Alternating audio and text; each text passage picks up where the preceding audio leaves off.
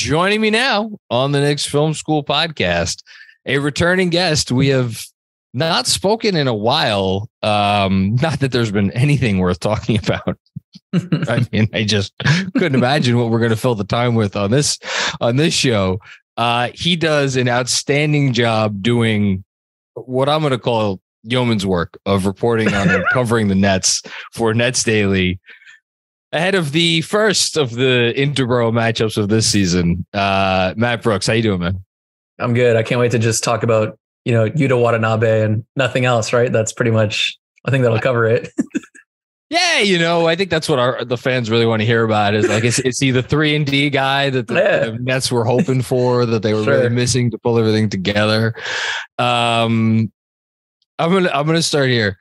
If I started out this podcast and I was like, Matt, I feel bad for you, would your response be A, a heartfelt thank you, B, fuck off, Macri, or C, I don't think about you at all? I think it would be like, it's impossible for me to talk about the Nets without sighing. Like every time. So how's the Nets? It's every single time. So I think that would be the first thing I do. It's just impossible for me to just talk about this team without like a little part of me dying inside. So that's D. That's a sigh. That's not a verbal response. Which is like the most sad, dejected, defeated. I mean, I was just a wide-eyed Californian coming to New York City when I started here. He was just beaten into submission by vaccines and workplace harassment, you name it. Like it's been a ride. Man, I mean this sincerely. On the bright side, you've been able to cover. I mean, what teams have received more attention from basketball fans, from just nationally, like than the Nets over the last 3 years? I mean, the Lakers are the Lakers, but they've also stunk. So and they're more like, they're a different kind of like car wreck. Cause like, that's the crazy thing, right? Is up until like very recently, even like, me and Andrew, we did our like preseason pod, and both of us, as much as we would love to sit here and be like, yeah, the Nets are garbage, yada, yada, yada, we were both like, yeah, we think the Nets could, like, something could happen where they win the championship this year. Like, that's not crazy. So it's been a team that has warranted attention. It's just maybe not the attention you thought you were going to give it, I guess, right? Well, there's never been a team that's been discussed more that's won one playoff series in its entire Kyrie KD era. That's it. One playoff series. And they have been discussed every year. I came into this year pretty high on them.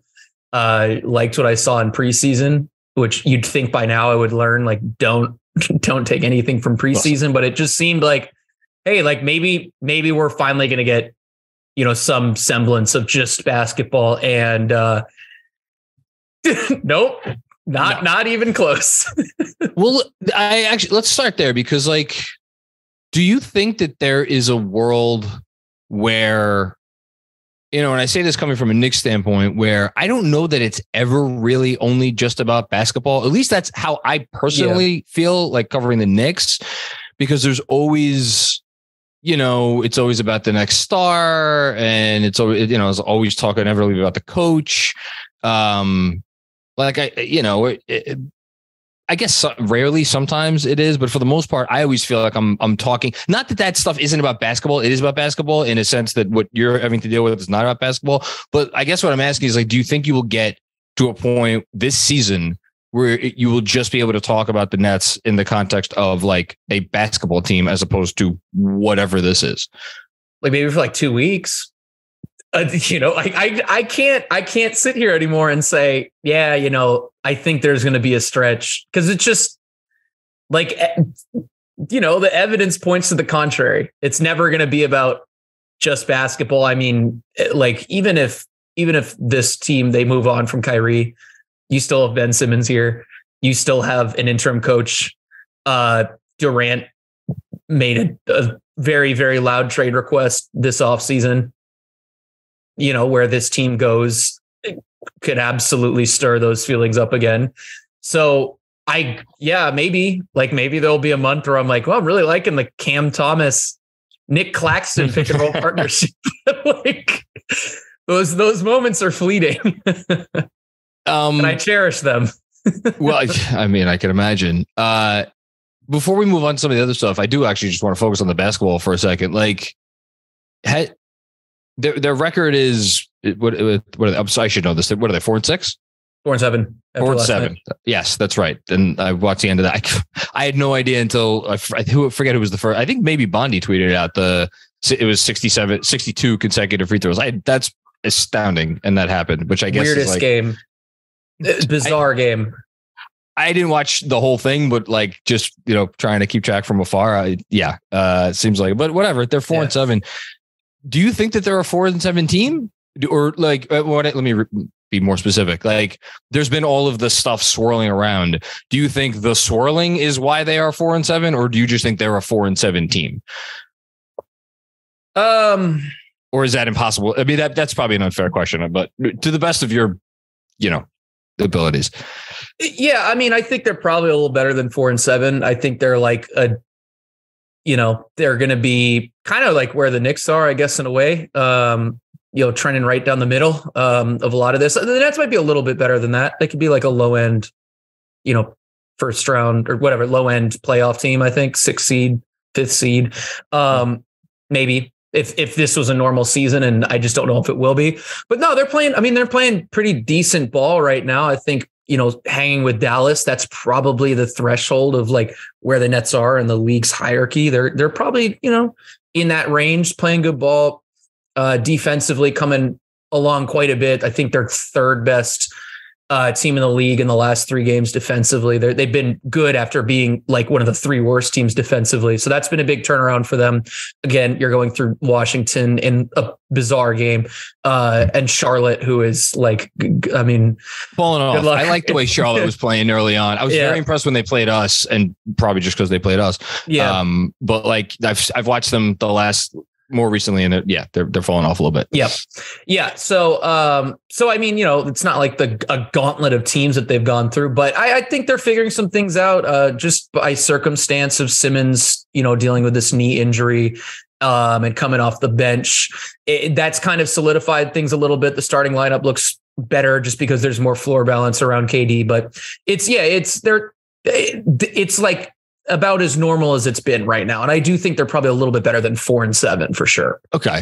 I would say so too. I mean, to me, you define a super duper star, which I do think Durant still is, as someone who, if you give them like, I don't know how to define commensurate NBA talent, but like, you put pieces around them, like put like what the Mavs put around Luka. Actually, no, put them around them like what the Mavs have around Luka this year. Maybe Christian Wood elevates that a little bit because he could do some stuff, but like basically what the Mavs have around Luka this year. And it's like, can you get into the neighborhood of 50 wins? Is it that like obscene? Maybe the Nets talent, because they currently have a $30 million player not playing, and another $30 million player who is like not. Is it fair to say Ben Simmons is a shell of himself right now? I mean, that's probably a polite way to put it right now. So I don't want to be unkind. So like, I guess from that perspective, if Durant is doing his thing, and Durant has been doing his thing, then like, it checks out that they should be around 500. So that makes sense. Yeah. It's very like similar to last year. Funny enough, like I feel like this season has been a little bit of deja vu in terms of Kyrie's not here, and I don't know if he's going to come back ever. Do you think he's going to come back? I don't know. I think I'm in the camp of this is it. I just think it's like this. It's just never going to happen. They're never going to feel like, hey, and I don't think he was going to come back anyways. I don't think there was any plan to re-sign him this offseason. I truly believe they came into this. I love that people were calling it the last dance. That's what Nets fans and stuff are calling it. But to be honest, I think, I don't know if it works like that. Sorry, I have to. I watched the first couple of dances. They didn't go that well. So I don't know if we can call it that. But yeah, I mean, I think this is it. Like, this is him playing in a contract year, and he's already been suspended by the team. And I just don't know. So if he's not coming back, your depth is a little shaky. Your ceiling is certainly a little bit lower, and we're in the same spot as last year, where it's like KD playing with a bunch of young guys, a couple of good role players, and I think they can string together some wins. I do feel like the wheels will fall off at some point, because I just don't think that's sustainable. Is to have Durant have to solve double teams for 65 games. I was going to ask you, like, do you think there's like some Ewing theory potential with Kyrie, like going out and then like somehow rallying because of that or something? But I think you just kind of, I just don't know that there's the talent on this team, even with Kate, like the surrounding talent, obviously, with even with KD here. Yeah. It's funny. Like I watched them play this year, and it just was more than ever. I felt like Kyrie and KD just like don't play very well together. And I'd sort of had that in spurts before they acquired Harden. I was kind of like, this feels like it should be a little bit better than what we're getting. I think they were around 500 with those two. This year comes in and it feels like it more than ever. I mean, granted, I think Durant was a little checked out initially and has looked very bought in since Kyrie was suspended, which I think is interesting. Maybe interesting. It is. The thing is that we have, another variable of them not having Nash there anymore. So it's kind of hard to tell what is what. There's a couple different variables. Gotcha. Which one's the independent variable? Which one's the dependent variable? Like we don't know. Give me math talk any day of the week on this podcast. All for it. Anyway. I think in a way that's been kind of intriguing, but just in general, like it seems like things are making a little bit more sense, where you're not like having to sit there and say, all right, Kyrie, it's your turn to take 4 shots in a row because you had rhythm in this quarter. Now it's just like, hey, we're going to play through Durant. We're going to wait for double teams, and everybody else, their job is literally just to get the ball. If you run off the line, slash and kick. And it's like, it's really simplified things a lot. And granted, I don't know if it's going to work forever. I think there's, as teams get more and more film on them and just generally take them a little more seriously. You can't survive off Joe Harris being your second side initiator for a whole season, I don't think. But for now, yeah, it's better. And I do think there is a little bit of Ewing theory there. There's some breaking news, by the way. Quentin Grimes, questionable for the game against Brooklyn. I don't know if you've been following the Quentin Grimes saga, which is clearly... we just got our health thing. I saw that pop in. Okay. The Nets. I'll read. This is good. This is good podcasting right here. Watanabe's out. Yep. Sweet. Yes, we don't have to deal with the Watanabe factor. I think he's been pretty good. The couple of Nets games I tuned in for, I think he's like, he could do some stuff. He recovered well from being murdered by Anthony Edwards. That was good. Yeah. Yeah. Anyway, so we'll see if Grimes. This Grimes thing's starting to worry me. Anyway, back to Brooklyn. So you mentioned Ben Simmons coming off the bench. What is it? What do you like, Andrew? What are you laughing about? Chime in. Hold on, because you're like, oh, this Grimes thing is worrying me. I see Matt's face like, oh yeah, that's Knicks news.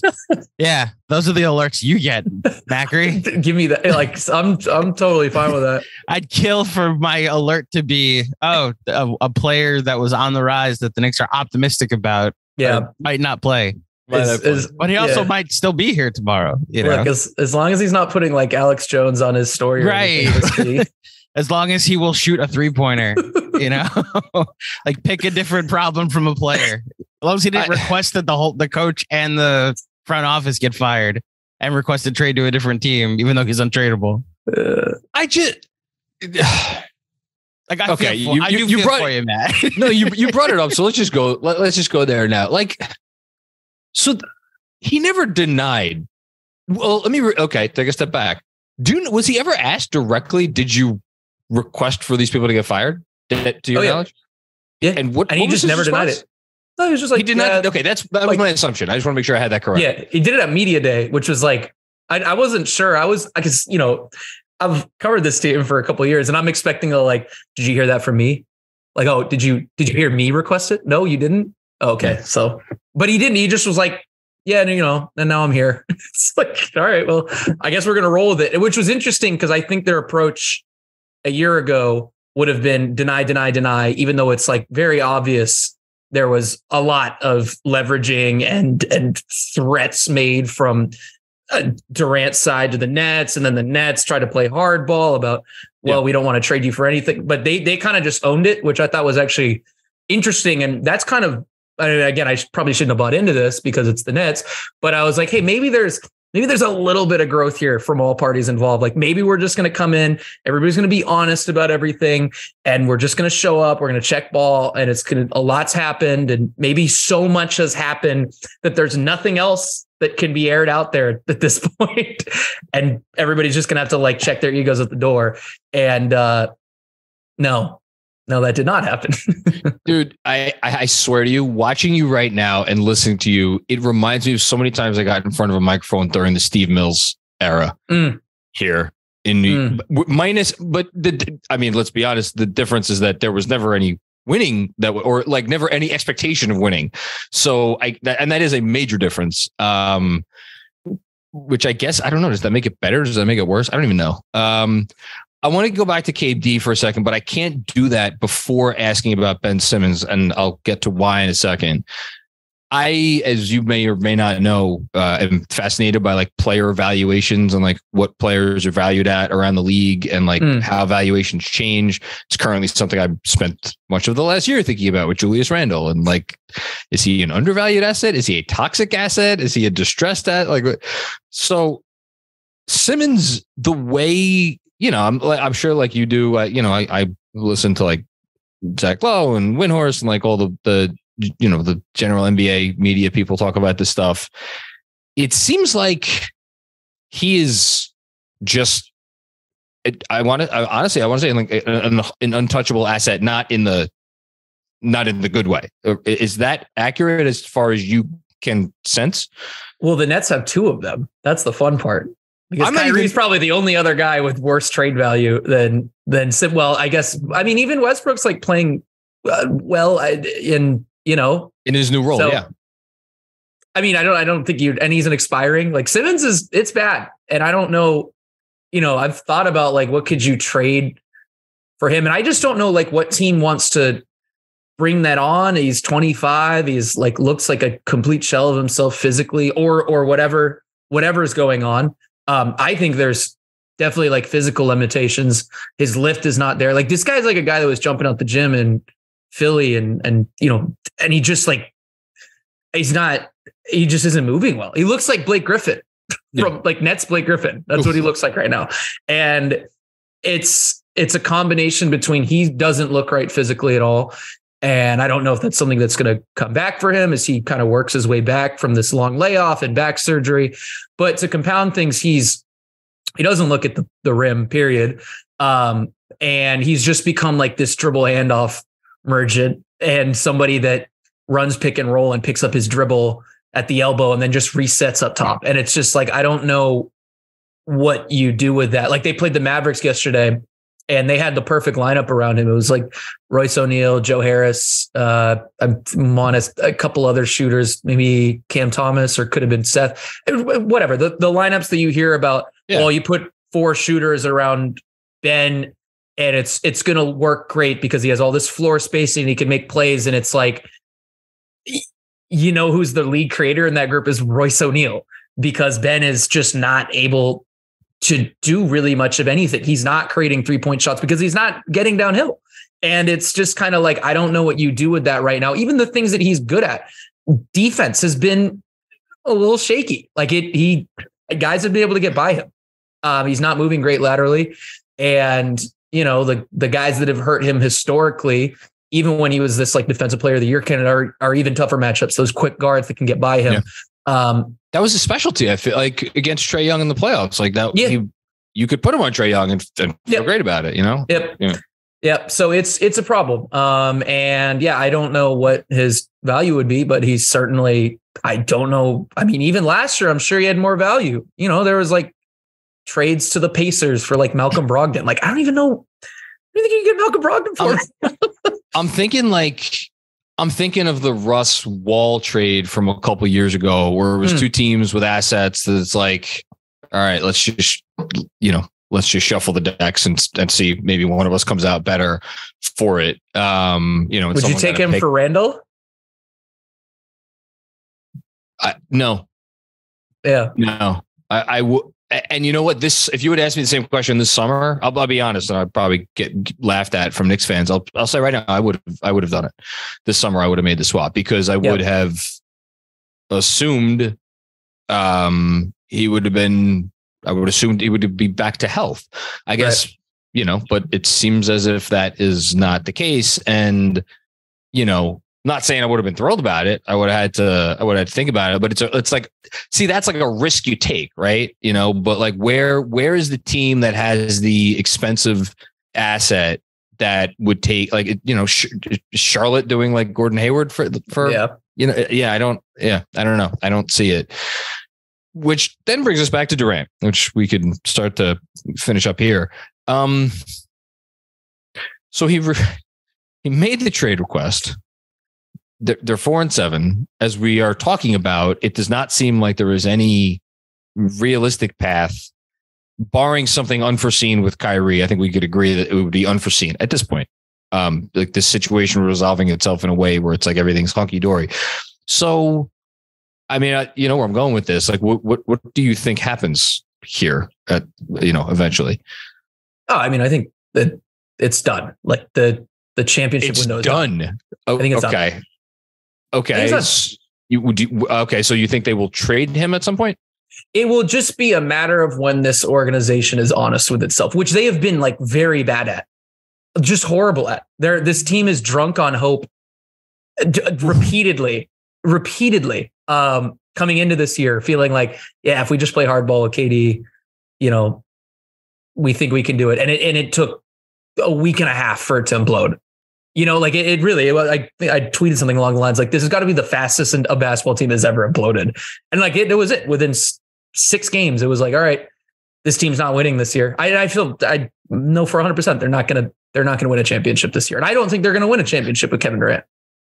The 2019-20 Knicks would like a word about speed of implosion, and specifically Scott Perry and Steve Mills. The press conference that will always live on forever in our hearts. But that was game Andrew. That was game 11, I believe.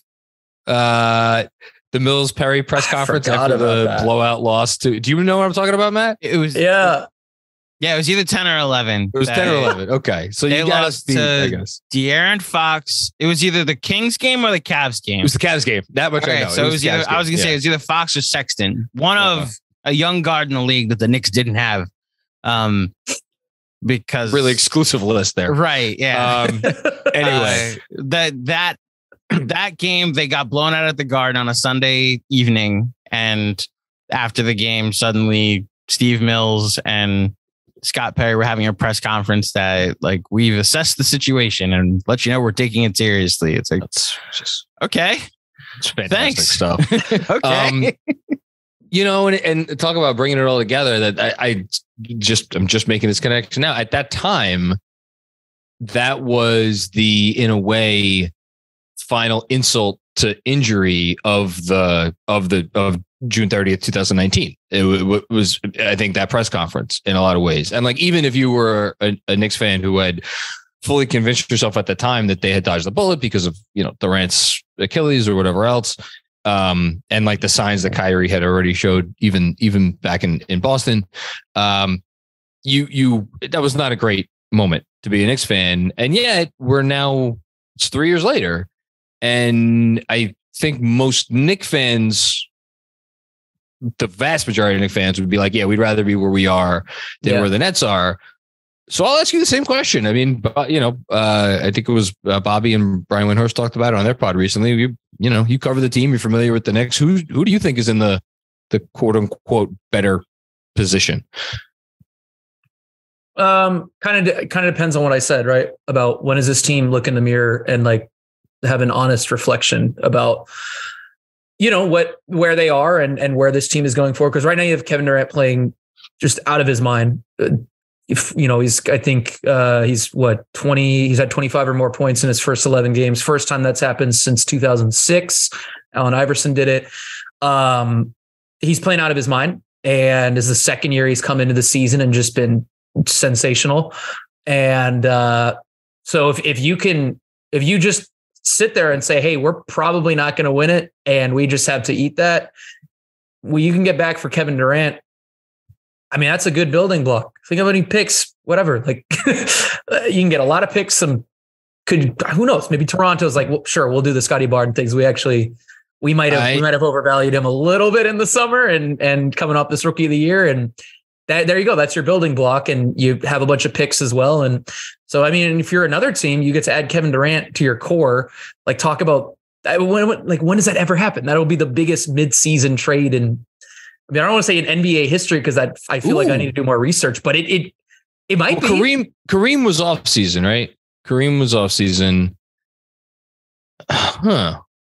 Barkley was off season, but that was the year before he won MVP. Now you got me thinking. We shouldn't derail the pod to go through this memory lane.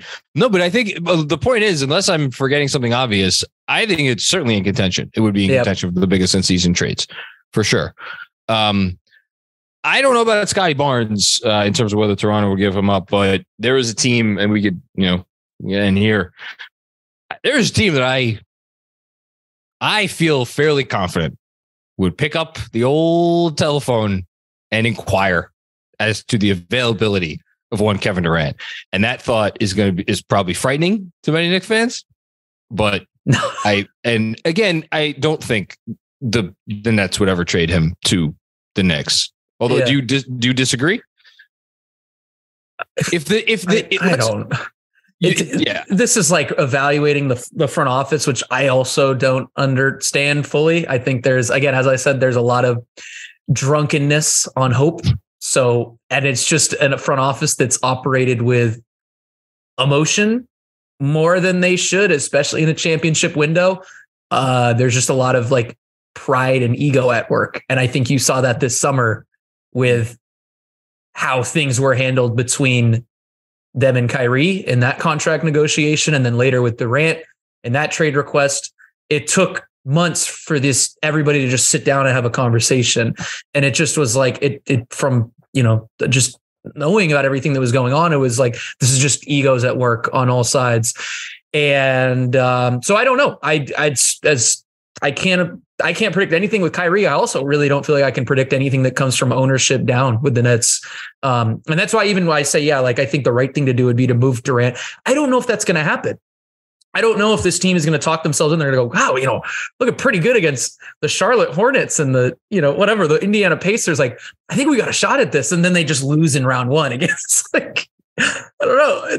I just don't know when is his trade value. Cause at some 34. point, you took the words out of my mouth. At some point and look, as I say this, LeBron James is, although I don't know, is LeBron James starting to fall off? Not the most efficient shooter in the league this year. It's early, but we'll see. But the point is, at some point, yes, Kevin Durant is going to fall off. And given the Achilles in the past and that whole thing, man, I feel like you're playing with fire. And then the other part of it is if you trade him sooner rather than later, there's real nice tank potential for you guys, because it's like, I know there's the pick swap with Houston, and we've even talked about that, but so what? It's like you still might, get yourself a really nice pick. I don't know. It's especially a fascinating. Especially this year, because Houston stinks. So Houston, they have whatever, 2 wins or 1 win. Yeah. It's really interesting. I would wager that the Knicks would be open for that. The reason I asked you that, obviously, who the hell knows what Joe Tsai wants to do. Do you think that would irk or annoy Nets fans if he was traded to the Knicks? Oh, I mean, I think it would depend on what else is out there, but I know that would just burn Nets fans up. Let's say the Knicks gave up literally they have their 7 first round picks. So it's 4 firsts, 3 swaps. They have 4 protected picks, everything, all of the picks, every swap, all the picks. And pick two young non-RJ players that, whatever, that Nets fans theoretically could get excited about. You think Nets fans would still be peeved that he was traded to the Knicks? Oh yeah. And but the one thing I think Nets fans would be take solace in is well, we feel like the Knicks have not ever been able to make it work with superstars. So at least we feel like he's going to a destination where we feel like we're going to get pretty good stuff out of these picks. So I there's a bunch of other teams, like New Orleans is another one. Like, what if New Orleans wanted to give up one of the Lakers picks, or you know, how about this year's Lakers pick? There you go. Like, that's your ticket. So I think that would be what ticket.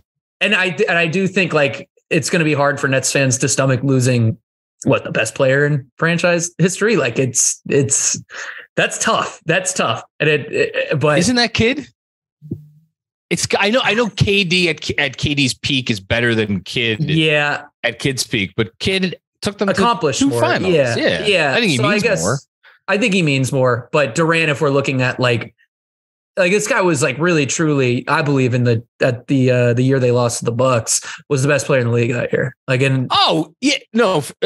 yes. So that's just like in that sense, like yes. Yeah. 100%. But so I think that would make sense. Portland's another one because they have Sharp and Simmons. Like that could be interesting. And you're hoping that the back half of Dame's career and maybe KD regresses a little bit. Like that's an interesting destination. But yeah, I mean, that would certainly fuel the rivalry if Durant went to the Knicks. Mean, I can't even imagine. I just can't even imagine. We don't have to because it's never going to happen. No, it's not. For my 2 cents, would you do it? Would have to. Would I do it if I was? No, I would not want. I would not want the Knicks to do it. He's too old and I say that knowing if he got traded here, they're probably like a minor-ish. Let me rephrase that. They're probably a feasible move away from being a legitimate contender if everything broke right. I have enough confidence in Jalen Brunson and RJ Barrett. If RJ Barrett stayed out of that deal, I have enough confidence in RJ Barrett, like surrounding KD, that if he stayed healthy and like if, I think it could work out well. It's not a risk that I would take, but I would not begrudge anyone who would be like, it's Kevin fucking Durant. Are you crazy? Trade for him. Yeah. I would, depending on your evaluation of Sharp, I would think it would have to be either Portland or New Orleans, but the introduction potentially of Lakers picks into trade discussions, and New Orleans, if they could keep Ingram and some of these other kids that they have between the Murphy kid and then the Daniels kid they just traded, like there's a package there that could be really good. So we'll see. Andrew, anything else before we let Matt depart? Yeah, you guys sent me down a rabbit hole when you said would KD being traded be the biggest midseason trade in NBA history. I've got 7 candidates, and they almost confirmed that KD would be the biggest midseason trade in NBA history. So Tim Hardaway Sr. was traded midseason to the Heat. I'm going in from worst to least. Don't worry. Yeah. Dikembe Mutombo in 2001 was traded to the 76ers. That did help them get to the finals that year. That was a big deal. Clyde Drexler got traded to the Rockets the year that they won the title as a 6 seed. I got to just throw it out there. Carmelo Anthony was traded to the New York Knicks in the middle of the season. It's down this far because as much of a Melo stan as I am, the following did help toward titles. So it probably should be lower than Drexler, to be honest. Honestly, no, I think I would put Melo ahead of Drexler's the Drexler trade. Well, one of them is James Harden got traded to the Nets. It was not necessarily mid-season, but that is one of the bigger during the season trades in NBA history.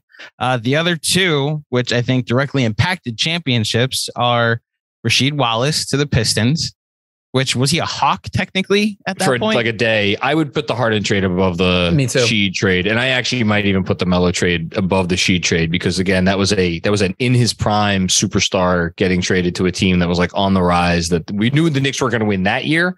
But anyway, I'd put Harden as the top of, so what's the one left? The only other one is Pau Gasol. Oh, that's the only other trade. Got traded to the Lakers. They immediately became a title contender. They got traded the eve of Super Bowl Sunday when the Giants beat the undefeated Patriots. Yeah, but you know what none of those guys were? What? They were not number ones on there. Unless you want to argue for Sheed. Sheed was in a weird way, they didn't have a number one. All 5 of them were slices of a pie. Yeah, that's true. Yeah, he just completed the pie, Yeah. So it's really not close. If Durant is traded to a title contender, it's the biggest midseason. It's the biggest trade, greatest trade, whatever word you want to use for it, of a player midseason that we've ever seen. Yeah. Interesting. Matt, you want to give a prediction for Wednesday night? Yeah, I'll give. I think the Nets win. Like the way they're playing. I don't think it's going to be like a crazy high scoring game because the Nets literally can't score well. The big thing for me I'm watching is how much production can the Nets get from their starters to compensate for a bench that is going to get killed by the Knicks, because it's literally just Cam Thomas and not much else. And hypothetically something from Ben Simmons. I'm excited for you guys to watch the Ben Simmons experience. It's been interesting. I've watched it a little bit this year. It's crazy. It's like such a footnote because of everything else that's happened. I know the Nets, but it is in any other season. This would be like alarms going off, like the house is on fire, but it's like weirdly a footnote, which I guess is good for Ben in a way. That it's been overshadowed, but yeah, I do think the Nets win. But I think it's gonna be a really close game, somewhere in the low hundreds. We'll see. I think it'll be fun though. These games are always fun, and Durant always plays hard against the Knicks, which is fun. Yeah, but now, and I say this only somewhat facetiously, we have the Durant stopper in Cam Reddish. I'm genuinely, with all of my soul, excited to see Cam Reddish attempt to take on the challenge of guarding Kevin Durant. That'll be, as you say, interesting. Well, he's also gone off against the Nets historically. In Atlanta, he had, I'd want to say, like multiple performances where he was in the high 20s, maybe even touch 30. Yeah, my memory for this stuff is like pretty shaky, but I know he's had big performances in the past, to the degree that it's like the classic guy that kills your team. You're like, yeah, we need Cam Reddish at the deadline. Like so I've seen that so much on Twitter. I don't know if the Knicks want to give him up now. He's been playing pretty good. Yeah. Matt, you've been awesome. Thank you so much for coming on and doing this. Could you remind the folks at home where they could find you and your coverage and anything else? Yep. Find me on Twitter, Matt Brooks NBA. It's all there. Articles, podcasts. If I do a lot of video work, so video threads, I will put together videos on key games and stuff like that. So yeah, it's all there. And I'm pretty good about sharing everything that I do. So, and it's good to talk to you. It's good to be back here. Pleasure's all mine. I hope your prediction is wrong. It probably is. Don't listen to me about Nets predictions. I said they'd be a top 10 defense this year, so don't listen to me. Listen, listen. You want to go through things I've gotten wrong? We don't quite have enough time. Matt Brooks, you're the man. Thank you so much. Appreciate it.